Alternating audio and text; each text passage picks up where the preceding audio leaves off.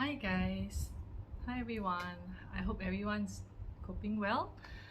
Okay, for today, right, I'll be doing a sharing on what you should look for when you're choosing a house, be it a rental or a sale. More so if it's a sale unit that you're looking to buy, because a unit, you're probably going to stay in the house for many years to come. So these are actually some points that I actually encountered myself during the last few years when I was renting and buying. So I thought I would just share it with you because when you buy and rent a place, these are probably points that you probably overlook, and these are also points that people may not tell you. So I'll be sharing you some of the important points to look at when you're choosing a house. So the first point I would think is very important is when you look at the house, please do not only focus on the aesthetics of the house, as in like the marble flooring, the marble toilets, the renovated kitchen. Please also look beyond what's outside the house, which means like things like the road.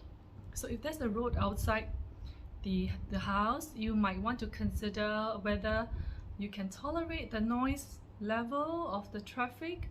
So you know the road doesn't close, so it's going on for like 24 hours. You get cars, buses, trucks, and sometimes even like supercars zooming past the house. So if your threshold for sound is not very good, then you might want to consider a house that is by a road, or even so a busy road. Okay, the next point that I'd like to highlight is buildings. When you rent a house or you buy a house, do consider what's outside the house, like churches, you got police station, hospitals, even schools. So this will actually affect you in terms of like the noise level, because if you're living near a police station or a hospital, you have to also take note that you may be encountering lots of siren noises every day. So that's the factor that you might need to consider.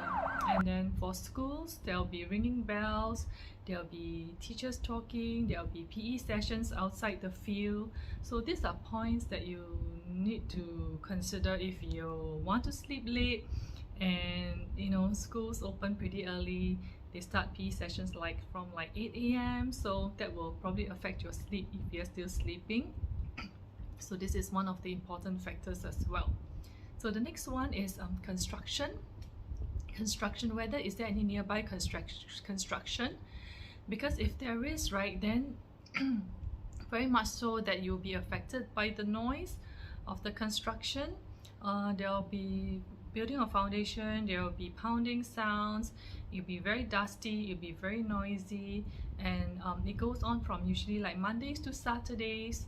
So you know, it's noisy, it's dusty. So if you cannot stand those, then you might want to consider if there are any nearby constructions in front of the building of the house that you want to rent or to buy. Okay, the next point is parks and park connectors. Parks are very useful because we can go jogging downstairs, and it's very useful. We can go for strolls after dinner. But do consider that parks are also open. Parks and park connectors are open like 24 hours a day. So sometimes it can be very noisy and very rowdy, with people walking, people talking, people turn on their music really loud at even wee hours like 3 a.m. in the morning. So if you feel you're going to be affected by the noise at like in the middle of the night, then parks and park connectors, you have to consider these factors as well.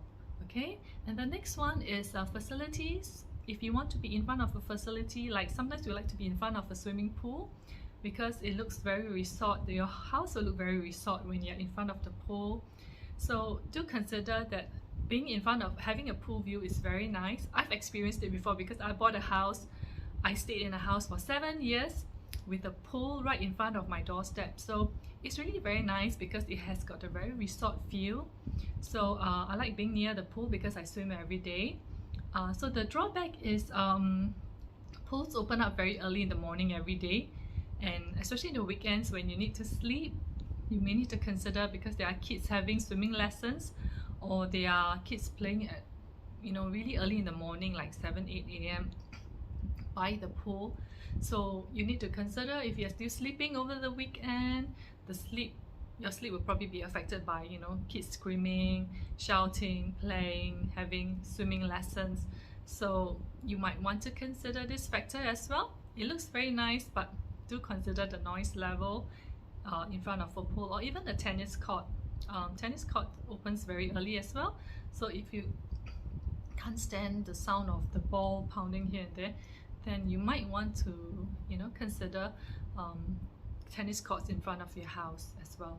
Okay, the next one would be, probably I overlooked this point as well even till now, is when we are in the house, we sometimes do not tend to find out where the sun is coming from, the afternoon sun.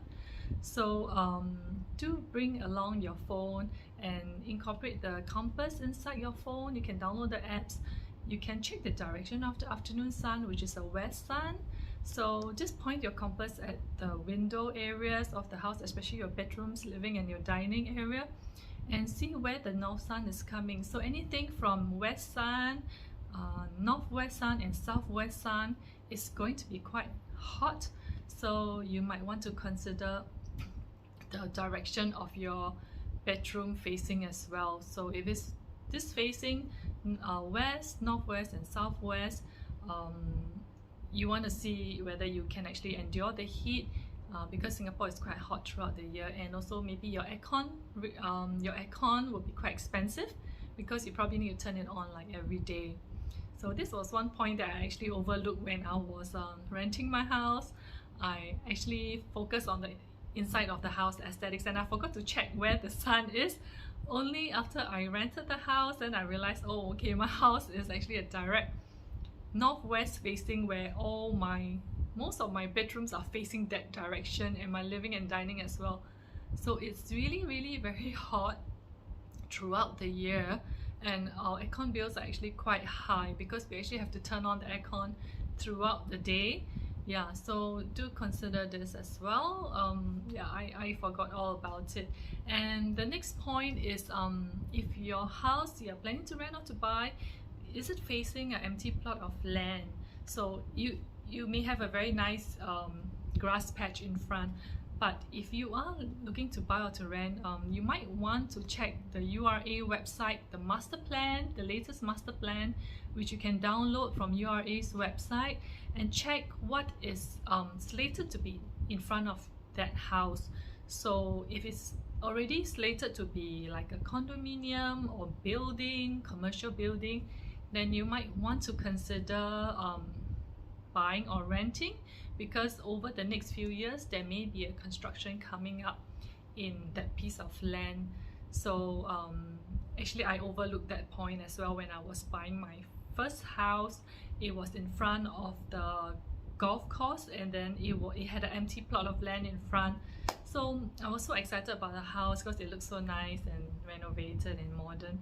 So there was really a construction after a few years. The land was sold, and I had a golf course view right in front, and I lost all the golf course view of the house, and suddenly a new condominium came right out in front of me.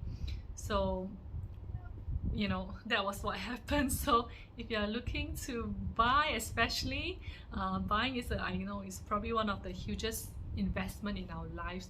So do consider these factors as well. Do your homework, because nobody will actually tell you what to do. So I hope these points will actually help you to decide on points that you might overlook when you're choosing a house, and probably people will not tell you that these are also important points to look out for.